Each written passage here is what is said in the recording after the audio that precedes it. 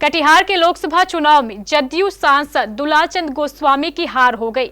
हालांकि कयास यह लगाए जा रहे थे कि जदयू के दुलालचंद गोस्वामी की आसानी से जीत हो जाएगी, लेकिन चुनाव प्रचार के दौरान ऐसा हुआ कि धीरे धीरे जदयू प्रत्याशी दुलालचंद गोस्वामी का असर कम होता गया और अंतोगत्वा उनकी हार हो गई। हालांकि हार की मार्जिन बहुत ज्यादा नहीं थी, सिर्फ 49,863 वोटों से ही उन्हें हार मिली। लेकिन हार तो हार है। इस हार के संबंध में जदयू नेताओं का क्या कहना है, आप उन्हीं की जुबानी सुनिए। देखिए, जनता दल यू के जो इस बार यहाँ एनडीए के प्रत्याशी, जो हमारे लोकप्रिय प्रत्याशी दुलालचंद गोस्वामी थे, उन 2019 में जो चुनाव लड़े थे उसमें लगभग 5,05,000 वोट आया था। और 2024 का चुनाव हुआ, फिर हम लोग एनडीए में लड़े और इस बार 5,16,000 के आसपास वोट प्राप्त हुआ है। फिर भी हम लोग 42,000 वोट से हार गए और 6 विधानसभा है और हम लोगों ने बरारी, कदवा, कटिहार 3 विधानसभा में हम लोगों ने लीड लिया। खासकर पूर्वांचल के जो क्षेत्र हमारा जो विधानसभा बलरामपुर है या प्राणपुर कहिए या मनिहारी कीजिए, ये तीनों जगह में हम लोग डिफीट खाए।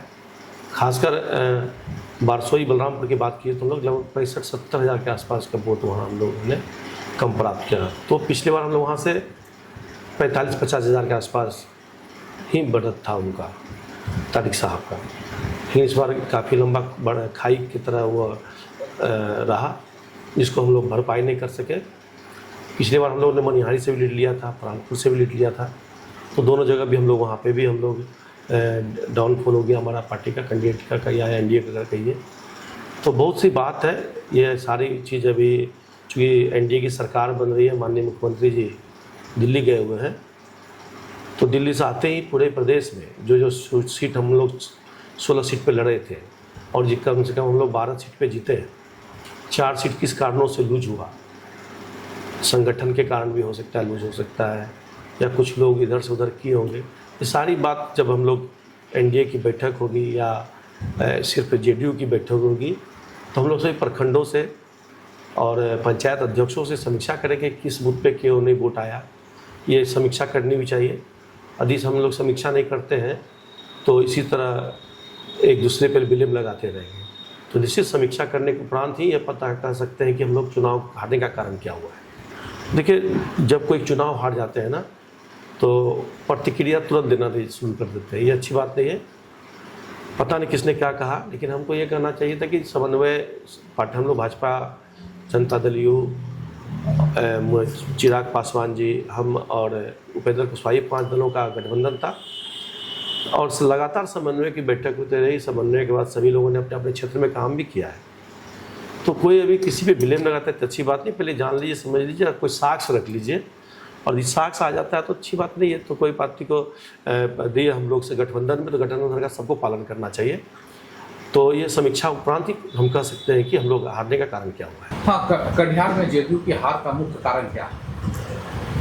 हार का कई सारा कारण हो सकता है। जब हमारे घटक दल हमारे जो घटक दल हैं सभी पार्टी के साथी बैठेंगे तो उसमें समीक्षा होगी और समीक्षा में जो बात आएगी तब उसके बाद आपको बताया जाएगा कि हार का मुख्य कारण क्या है। अभी बताना तो समझ से परे है। और हम लोग अच्छा से चुनाव लड़े, सभी साथी सहयोग किए हैं और कटिहार की जनता ने भी काफ़ी सहयोग किया है। और आदरणीय नरेंद्र मोदी जी की नेतृत्व में जो भारत सरकार में जो काम हुआ और प्रदेश में जो आदरणीय नेता नीतीश कुमार जी ने काम किया है, तो फिर से हमारी सरकार केंद्र में बनी है और बिहार में भी आदरणीय नेता नीतीश कुमार काम कर रहे हैं। एक नेता हैं जो भारत के विकास में लगे हैं, दूसरा नेता है जो प्रदेश के विकास में लगे हुए हैं। चिराग पासवान जी हैं, जीतन राम मांझी जी हैं, उपेंद्र कुशवाहा जी हैं। सभी हमारे गठबंधन के जो हमारे नेता लोग हैं अच्छा काम किए हैं, जिसका फलसफा है कि बिहार में एनडीए ने अच्छा 30 सीट ला करके दिखाया है और बिहार की जनता ने भरपूर सहयोग किया है। कई जगह हम लोग हारे भी हैं और हार का अब समीक्षा होगा तब आप लोग को बताया जाएगा। नहीं, अभी व्यक्तिगत तौर पे किसी के बारे में कहना गलत है जब तक पुख्ता जानकारी नहीं हो। ये इसीलिए तो कह रहा हूँ कि जब समीक्षा होगी और जब हमारे ग्रास रूट के पंचायत स्तर के, प्रखंड स्तर के और जिला स्तर के पदाधिकारी बैठेंगे तो उसमें हर बिंदुवार हम लोग बात करेंगे कि आखिर में हम चूक कहाँ हुई, कहाँ से गड़बड़ी हो गई जो हम लोग हार गए। उसके बाद आप लोगों को हम लोग बुला करके बताएंगे कि हार का कारण क्या है। जनता दल यूनाइटेड कटिहार संसदीय क्षेत्र से हारी है। इसके पीछे भारतीय जनता पार्टी के अति महत्वाकांक्षी लोग जो चाहते थे कि जनता दल यूनाइटेड का यह सीट खाली हो जाए। पहले से वो पिछले बार भी ये प्रयास किए थे, लेकिन इस बार जो प्रयास किए उस प्रयास में वो लोग सफल हुए। भाजपा के कार्यकर्ता तो साथ में खड़ा थे, लेकिन उनके जो नेता हैं जो यहाँ पर सांसद बनने का ख्वाब पाले हुए थे, उन लोगों ने अपने समर्थकों के माध्यम से, जो सर्वविदित है, सोशल मीडिया में स्पष्ट दिखाई दिया, बूथों पर दिखाई दिया, इन लोगों ने खुलेआम जो है वो हराने में लगे हुए थे। और दूसरी बात है क्या कि कटिहार जिला में, कटिहार संसदीय क्षेत्र में 6 विधानसभा क्षेत्र में जहां भाजपा का प्रभुत्व वाला क्षेत्र है जी, विशेषकर सबसे बड़ा एरिया है कटिहार सदर विधानसभा, जहां पर 48,000 के करीब वोट से जीत हुई थी पिछले बार, और हमेशा 45-50 हज़ार के आसपास से लीड होती है। तो इसका बलरामपुर जो विधानसभा है उसका यहाँ पर आकर के इसको बैलेंस करता है कटिहार विधानसभा एनडीए को। उस बैलेंस को अनबैलेंस किया गया प्लानिंग के साथ। और दूसरा, प्रत्याशी का भी इसमें बहुत बड़ा जो है आत्मनिर्भर जो उन पर निर्भर हो गए और ओवर कॉन्फिडेंस में थे।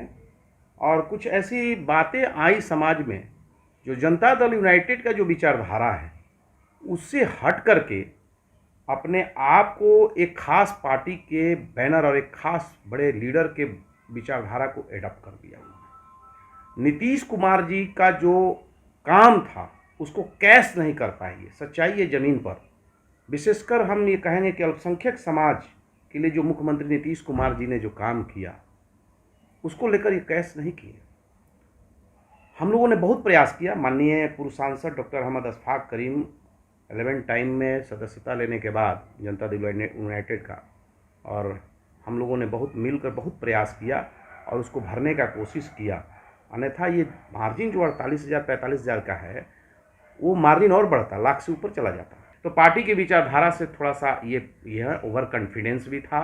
कई लोगों की उपेक्षा भी हुई है। इन सभी पर समीक्षा होगी बाद में, लेकिन सीधे तौर पर मैं कहता हूं कि भाजपा ने जानबूझकर इसको हराने का। देखिए, हार के कारणों को जानने के लिए तो हमको लगता है कि सभी को बैठ के समीक्षा करनी चाहिए हार का कारण क्या है। लेकिन मोटे तौर पर अगर देखा जाए तो जो हम लोगों ने स्थिति देखी है सीमांचल में, चाहे वो कटिहार हो या पूर्णिया हो, कहीं न कहीं गठबंधन धर्म का पालन नहीं होने के कारण हम लोगों की पार्टी की हार हुई है। ये मेरा मानना, यही मुख्य कारण है। वैसे समीक्षा की जाएगी आगे, इसके लोग ने समीक्षा करेंगे। मैं मानता हूं कि कटिहार की जनता ने इस बार बदलाव किया है और वर्तमान सांसद के विपक्ष में वोट किया है, और इसको हम स्वीकार करते हैं। जनता का शास्त्र स्वीकार है, लेकिन आप इसे हार के नज़रिए से नहीं देखते। जनता ने हमें नहीं हराया है, हमें कटिहार के तथाकथित नेताओं ने हराया है, और नेताओं की गुटबाजी के कारण ये चुनाव हारा गया है। और जिस तरह का सहयोग हम लोगों को एनडीए परिवार के द्वारा, जो 5 हमारा घटक दल था, उन 5 घटक दल के नेताओं के द्वारा जिस तरह का सहयोग कैंडिडेट को मिलना चाहिए वो नहीं मिला, और बूथ मैनेजमेंट के कारण हम लोग हारे। जो बूथ मैनेजमेंट हुआ वो गलत तरीके से हुआ, गलत लोगों के हाथ में बूथ गया, बूथ पर लोगों को आदमी नहीं मिला, पर्ची घर तक नहीं पहुंचा, जिसके कारण हम चुनाव हारे हैं। कटिहार की जनता के आशीर्वाद को सहर्ष स्वीकार करते हुए हम यह भी कहेंगे कि जो काम पिछले 5 वर्षों में दुलाल चंद्र गोस्वामी ने कटिहार लोकसभा क्षेत्र के लिए किया है वो आने वाले दिनों में तारीख साहब करके दिखाए।